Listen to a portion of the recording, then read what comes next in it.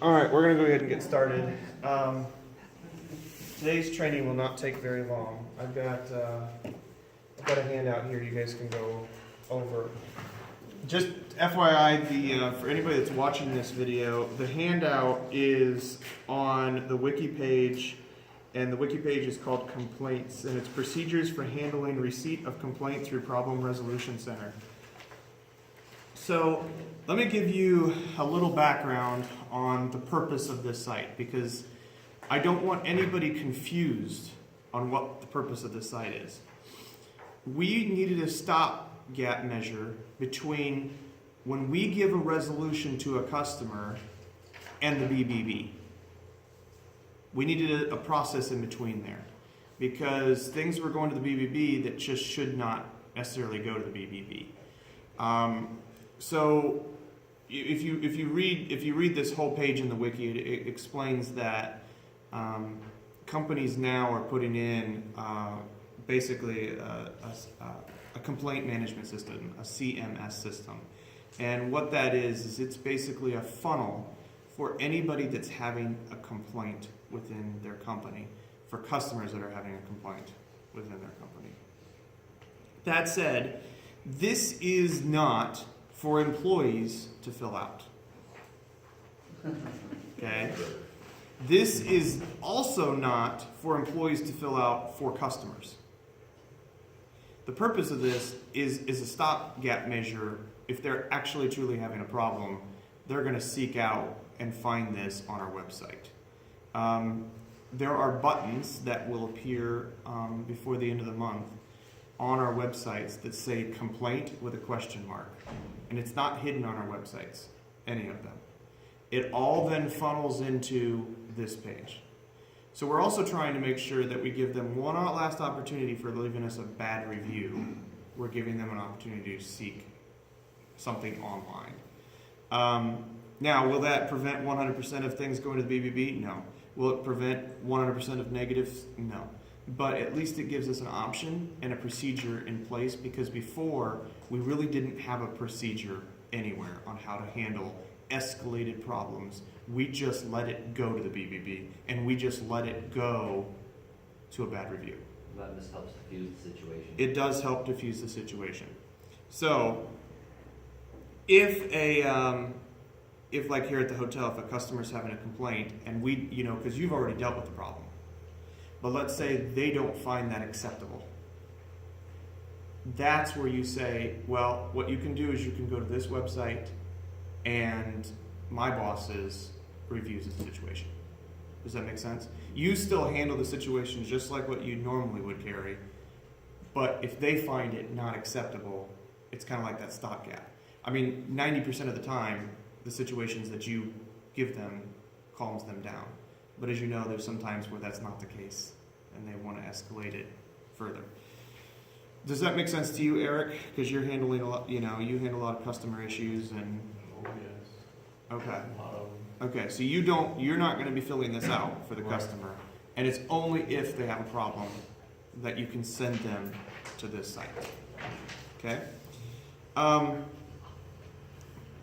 On this article before this, it explains how to handle problems before it gets to this point. But I only printed out this because the only part of training that we're handling right now, Eric, that's not being fuzzy and not fuzzy and fuzzy. I just want to make sure I don't record the whole thing where it's not. Looks pretty clear. Okay. So in the aspect of this site, there is a flow chart here. On your paper, and it says the customer fills out the form on problemcenter.com. This is problemcenter.com. When you click on Let's Begin, we're trying to diffuse them, we're trying to calm them down. That's the purpose of the baby and the puppy. I mean, truly, there's no hiding this. This is Walmart does it. That's exactly it. Smiling faces all around. That's Walmart does it. So basically, it says we strive hard to be an awesome company, but we understand that sometimes we fall short of that goal. We appreciate your complaints to help us improve. Thank you for taking the time to fill out these very important questions in order to quickly resolve your unhappiness with our company. Please provide accurate information so we may best research. Please do not fill out more than one complaint for the same issue. Thank you. So we say, let's begin. What this is really just a web form. When a customer fills out an issue, they're going to fill out an invoice or receipt number or account number or something, I'm just going to say flickered. We're going to ask them for their name, ask them for their mailing address, what's the best phone number to get a hold of them at. Now we're asking them this information, and I'll explain why later, but this information usually on web forms is the hardest thing to get from the customer. They'll want to tell us all about their problem and not leave their name. Now, that said, there's not a field on this that's mandatory. Which means that they may fill out nothing. They might fill out everything on one. They'll probably put what their name is. They will put their entire information about the problem. It's not too uncommon to have that. They just do not know how to operate computers. Should we put a character limit on that, or no? No, I don't really. At this point, I don't really care. I just want to get. Just saying. I think if we would put a character limit on there, they will just get more frustrated and. I'm gonna like with the name slot. Possibly, but I'm telling you, they don't understand what a name slot is. And if we're already have to make them jump through hoops to use this, Correct. they're just going to skip and go to the BBB. That's exactly right. And that's why we didn't put any filters on it. We didn't put nothing. The only thing that's on here is what is it? A CAPTA. There's a place where they can actually put their, where the incident happened, describe the actual complaint, and how would you best like this complaint resolved. Then you actually click on the I'm not a robot.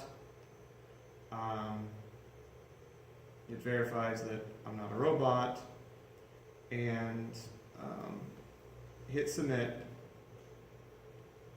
Your issue is important to us. We will promptly address this issue during normal corporate business hours. This message has been sent to our CCO, Customer Care Officer, phone. Please be patient while waiting for a response. Your issue has been received, and you do not need to submit anything else. We put this on here because we really wanted to make sure that they didn't submit it again. I mean, we put that. Back button and submit again. Is that curious? It will. If they hit the back button and they hit submit again, which we already know that's what they do, they constantly hit the back button and hit submit again. I don't know why they do it, but every web form in the world, that's what users do. So, that said, any questions to this point? Pretty self-explanatory, right, Mel? Okay. This form email is sent to resolution@theproblemcenter.com. It then creates a ticket in Freeside, like everything else.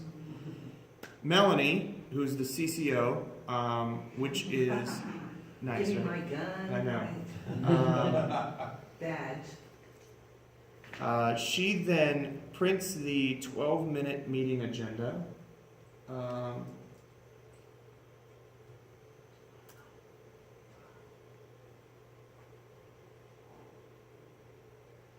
pull this up.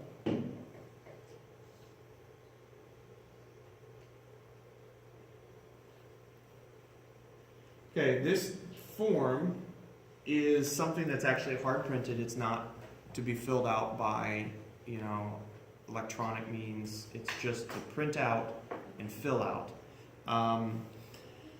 What happens is we're asking for the following, the instructions on this are, we're going to complete the 12-minute meeting. And now Melanie's doing this.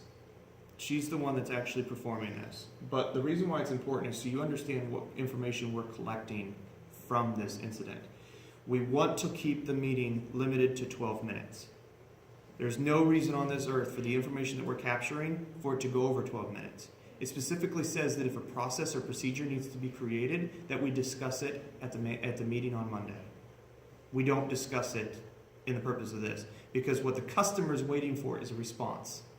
If we spend 2 hours in a meeting filling out a form to write a procedure that we're still not approving even during that meeting, because that's not how we do those, then we're not helping the customer out at all.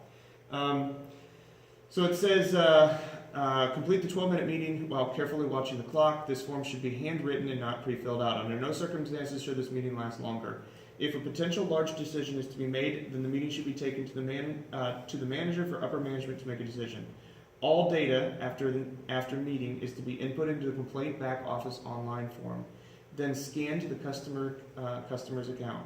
Child ticket numbers are populated after the meeting. The CCO decides which employee is part of the 12-minute meeting and can be done over the phone or in person. This form should be filled out as if it was in front of the customer. Now the reason for that is because now we have some piece of paper and some resolution to the problem when a BBB complaint happens. If it still goes to a BBB, we have documentation already prepped here. Now when a BBB comes in, we have to go back and research the entire account. When the BBB complaint comes in this time, we stop right here at this 12-minute meeting. This is what we did. This is our resolution. This is why we feel this way. Take it. That way, because before we'd just fill out, we'd give them emails and we would take hours. Yeah, I kind of have Hours. it streamlined a bit, but still, Yeah. yeah. Okay, so the complaint, the date, start time, end time, customer name, account, employees attending, complaint details. What did the company do? How did the company do a disservice to the customer? This form is to be looked at in the aspect of how did we, from the customer's point of view, how did we disservice them? If they're complaining that the fact is that, let's give an example. Somebody slipped on the sidewalk. They slipped on the sidewalk. How about the CMA? Yeah. We're bringing our most complaints. What's I that? guarantee it, CMA, Cancel my- Yeah. that's bringing most complaints, I can guarantee it. Well, anyway, We already have scripts in place how to handle those. correct. Correct. So, how did the company do a disservice to the customer? Sidewalk was slippery. We did a disservice to the customer by not notifying that the sidewalk was slippery to the customer. Should there have been a sign that said, that's what we did a disservice to them. We're immediately looking at from that customer's point of view how we did it. It's not to say, well, maybe you should just look before you walk, an idiot. That's not the way that we need to be solving that We're problem. sorry, your ego's bruised. Correct. Yes. How do we prevent a future complaint? This is the type of stuff that we're establishing here. What procedures are we going to put in place to prevent a future problem? If there's something that we're doing, that at that point in time, Melanie would create a child ticket, whether it be a maintenance issue, a billing issue, signage issue, something like that. How should we update a wiki article, and who is going to do that?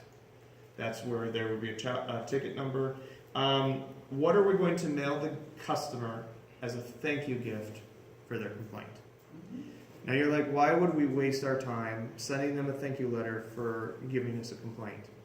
It's all about trying to turn that customer's negative impression of our company to a positive one. Now we have established there's like several different gift certificate or different gift options that we've mentioned on there, like small as like a little restaurant gift card or something. It's like $5 a year, and there's a list of them in the wiki of what we've already established. And that's something that Melanie will, and during the 12-minute meeting, based upon the customer's experience, which one of these would be the best thing to do. It then has a letter that's printed from me that will get mailed to that customer. After apologizing to the customer, what are we verbally telling our customer? And it basically gives us a chance to write that little script of how we're gonna feed back to this customer. After that, the next thing that happens is the ticket. She's going to then, we're going to fill out the form information, which is there's a back office form, and realistically, no one else is going to be using this back office form, but it's the customer complaint back-in form. And this form is basically the same information that's on the 12-point or the 12-minute meeting form, not their customer thing that they filled out. And at this point in time, when Melanie fills this out, it then gets sent to all employees. And it's a summary of the issue. It's sent to all employees with verbiage on the message that says that there is no actionable item needed from you. It is just so you know what customers are complaining about, so you can help improve the situation. That's what the whole purpose is. Because in that message, it says how we plan to improve the situation. And so it's important for you to know as an employee, who we are here to service the customer, how we're going to do that. After that's done, Melanie calls the customer. Once the customer has been called, we then resolve the ticket. At that very moment, the process should be done. What questions? Because we're starting to put actual procedures and procedure numbers in place. Yeah. When they submit the web form, is it possible when it generates the ticket to have a procedure number put in that as well, or not? Oh, I'm sure. You can just go in and the Google form. That makes sense what I'm saying? Like when the Yeah. ticket's No, it actually does. I created, think it's like in great the for- ticket to have the procedure number. That way, if you're not around, where do I go in the wiki to do this? Right, right. That already's in there. Does that make sense? Yes. No, I like Um, that idea.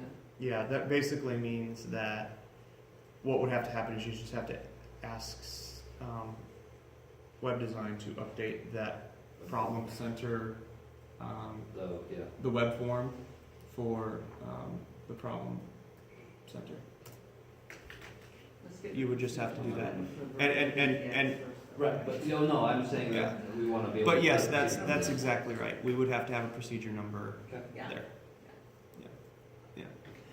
So, does the flow chart make sense? That's question number one. Any questions and confusions? Because I really want to make sure that we understand that Eric and Carrie, that we're not filling this out for the customer. Ever, ever, ever. I think if Melanie finds out that customers are filling, or our employees are filling this out, I think she's going to go AWOL. Because Melanie is the one that is going to be dealing with each one of these things. And if she's wasting time filling out a 12-minute meeting when it could have been brought to the manager's attention. Do you see where we circumvented, Carrie in this situation, and in the situation, Eric, where if the customer was really having a problem that you couldn't provide resolution for, that's on the wiki page right above this, Yeah. a 12-minute meeting shouldn't happen. 12-minute meeting should only happen if they're really still. 12-minute meeting only happens if the resolution we try to put in place as our normal day-to-day goes by Correct. doesn't solve their problem. I mean, normally our procedures are to offer a customer dispute form, and that's where they need to fill that out. So that is becoming obsolete. Correct. So this is replacing that current procedure. This is, I think, a lot more personal. We handle it quicker, Yeah. and hopefully, 100%. the customer will be not as frustrated and felt like they need to go elsewhere. So, Hmm. any questions? I do have one question of the Yep. flow. When it gets down to the end of here where, the customer's called and then after that, the ticket's resolved. Yep. What happens in the case where during the phone call, the customer is still extremely unhappy? Does it still just end after that, or does it? At that point in time, I think we discussed this. It just has to end there, because there's only so much because otherwise, what's going to happen is that customer is going to demand everything for free. It's kind of like we've had guests here. They will be adamant the next time that they check in that they get everything for free. Not the time where they had the incident 8 months ago, but the time when they walk in the door, they are pissed beyond belief at front desk. And their mission is only to stay for free. And when that happens, there's only so much Mhm.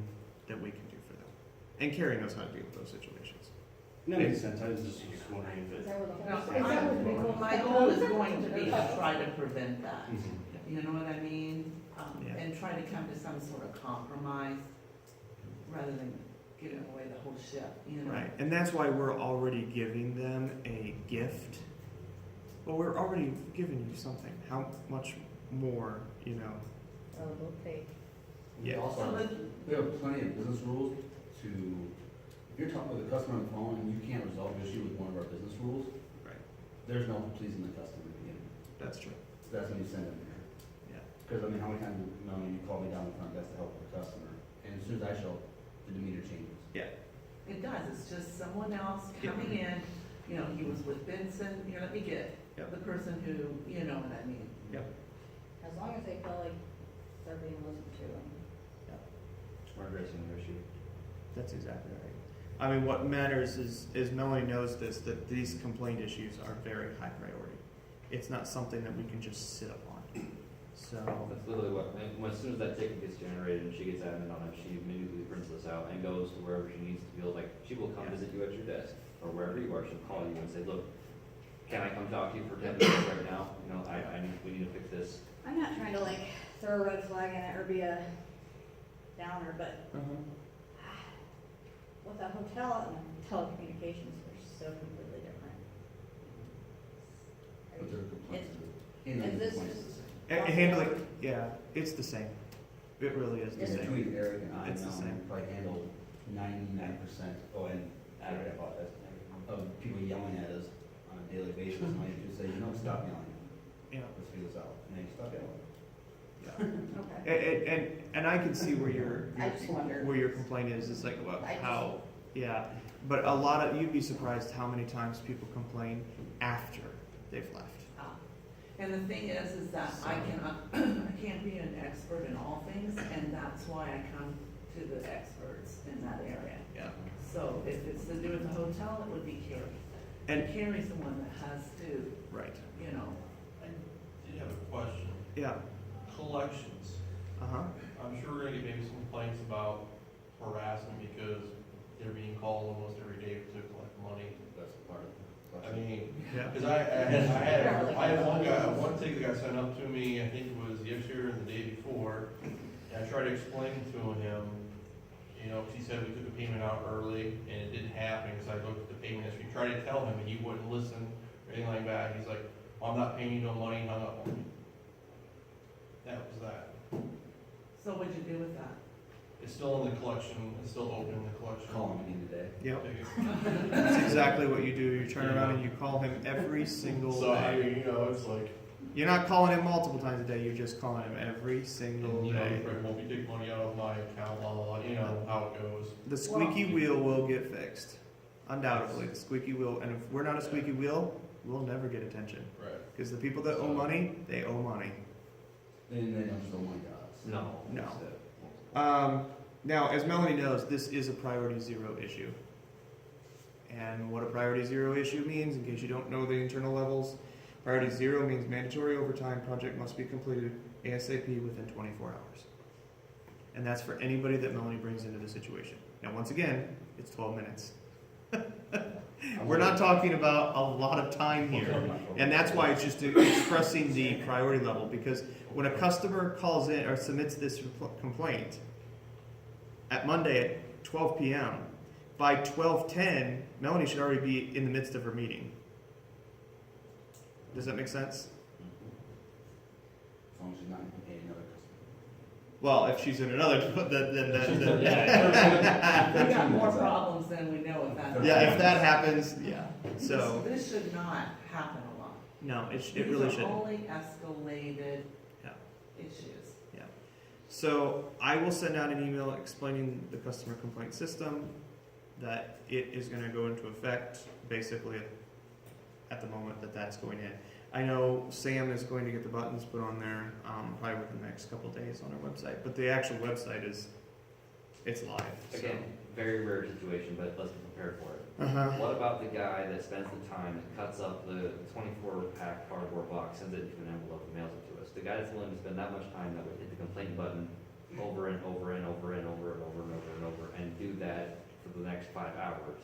What do we do with that? Then Melanie knows to just ignore those duplicates. Then Okay. we send out team. So I'm just making sure that that's a, Yeah. That's when I call Janie and sick her on. Right. Any questions? Comments? Pretty simple? Good deal.